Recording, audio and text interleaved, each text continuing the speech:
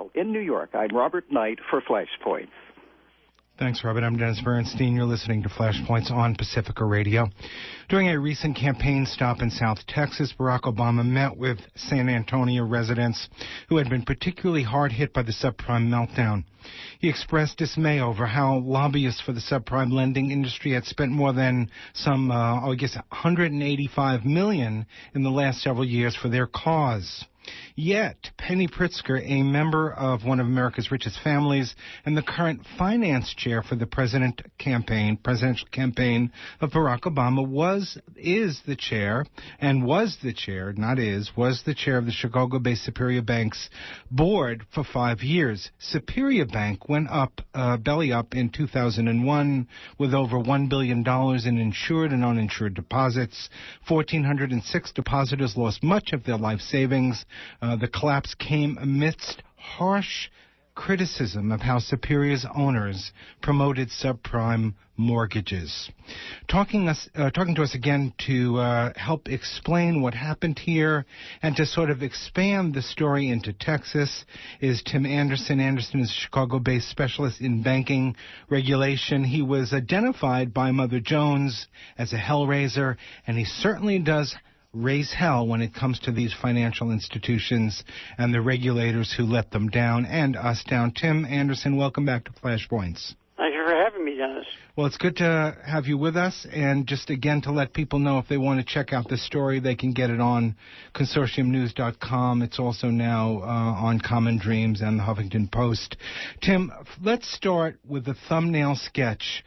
Tell people about Superior Bank and the role that the current finance chair in the Barack Obama campaign for president played in it.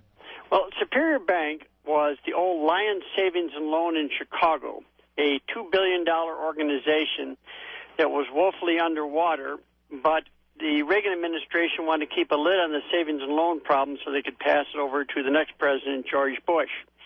So in 1988, M. Wall, to cover up these banks that were too big to be taken down, there wasn't enough insurance money to cover the deposits, he sold these 4 or 5 really troubled thrifts to wealthy individuals. The Pritzkers got in the one in Chicago.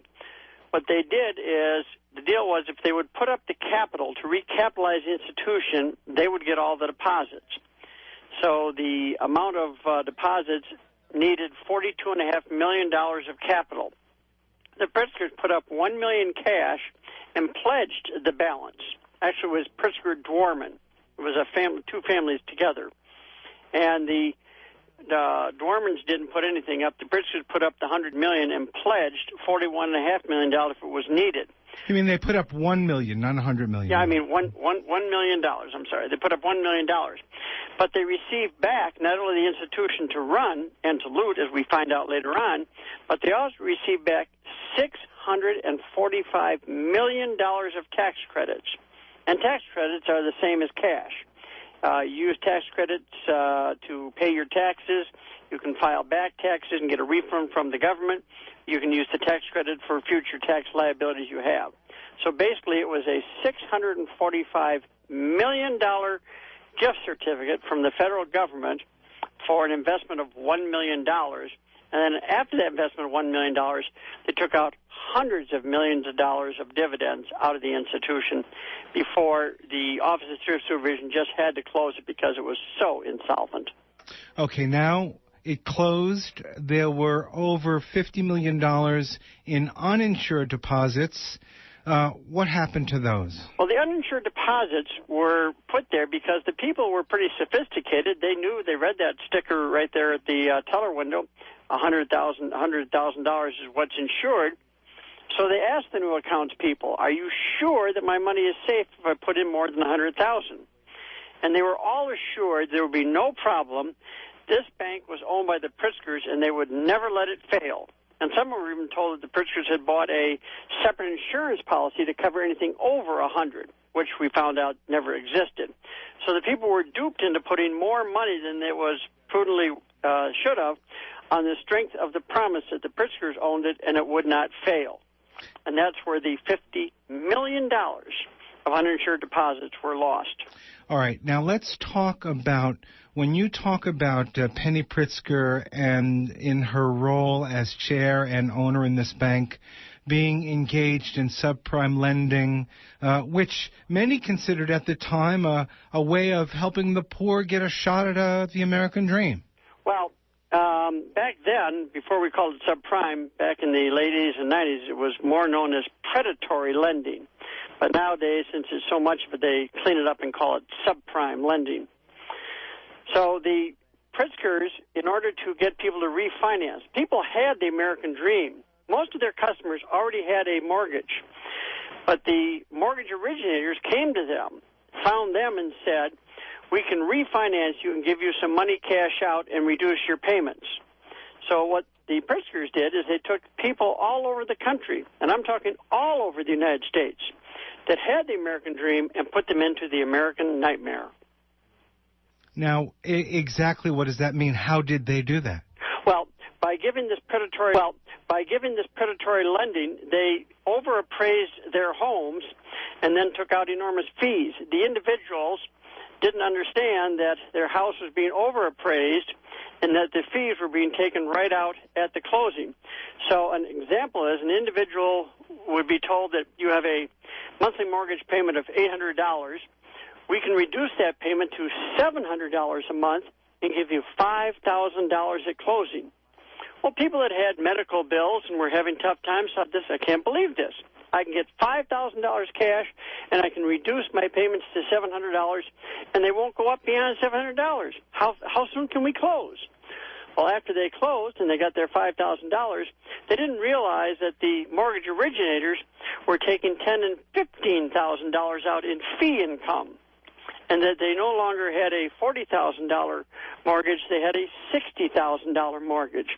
Now, the reason their payments were down is because there was no escrow for taxes and insurance.